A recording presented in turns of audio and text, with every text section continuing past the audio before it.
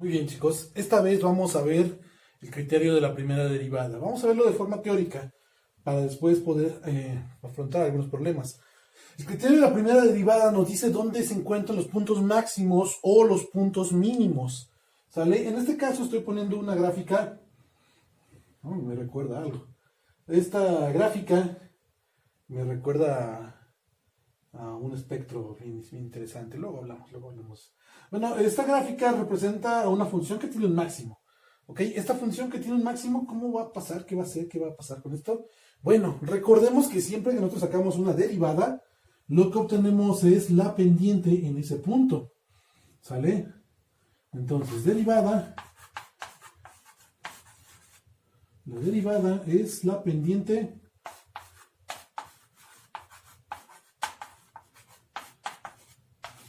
en un punto. La pendiente. Entonces recordemos un poquito lo del valor de las pendientes, ¿no? Por ejemplo, podemos sacar la primera derivada si tenemos una función. Supongamos que la función azul es f de x, la función que en este caso es verde, la función que en este caso, bueno, estas pendientes que son verdes serían las derivadas, ¿no? Derivada de x, y la función en rosa también sería una derivada. La pongo en rosa porque pues es especial, ¿no? Entonces vamos a ver, cuando aplicamos la primera derivada y la evaluamos en algún punto y de repente la pendiente queda de este modo, recordemos que aquí en este caso la pendiente es positiva. ¿Por qué? Porque mientras vamos avanzando la función va creciendo, ¿sale? Entonces esto es una pendiente positiva. De este lado tenemos que la pendiente va a ser negativa. ¿Por qué? Porque mientras vamos avanzando el valor de esta función decrece, ¿no? Entonces esta va a ser negativa. Pero ¿qué va a pasar con esta? En este punto esta pendiente vale 0. Las rectas horizontales completamente valen 0 en su pendiente. Entonces, si nosotros tomamos la derivada directamente, la derivada de la función f de x, y lo igualamos a 0, lo que estamos invocando en ese caso es este punto de aquí, importantísimo.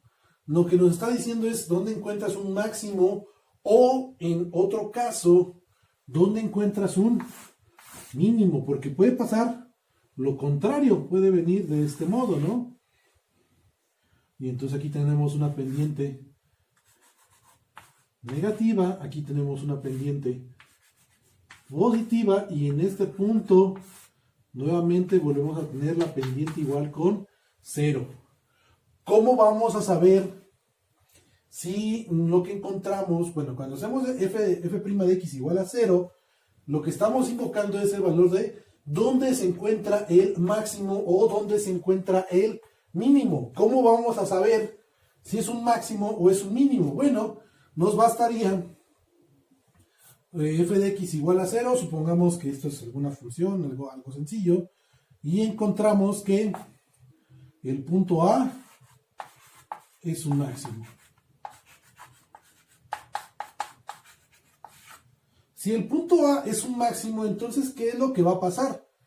Que si evaluamos algo menor que A, digamos, tomemos un número A0 es menor que A, y un A1 que sea mayor que A. ¿Qué es lo que va a pasar si nosotros evaluamos la derivada de la función en la función A0?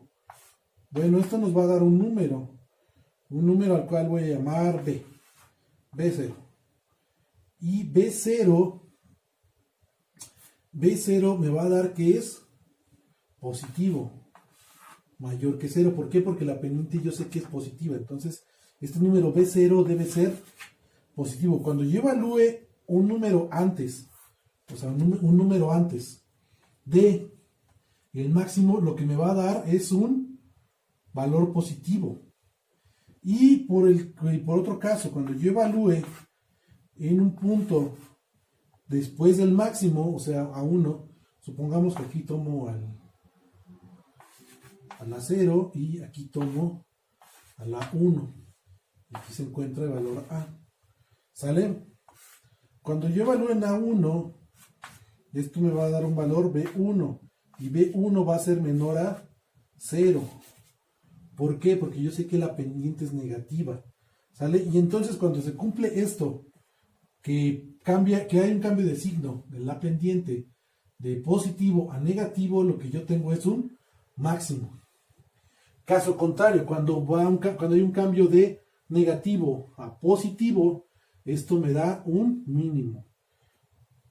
Entonces, cambio de pendientes.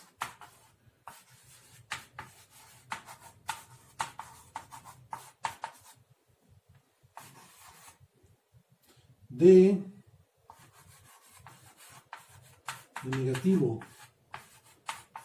a positivo, esto es un mínimo. Y de positivo a negativo, esto es un máximo.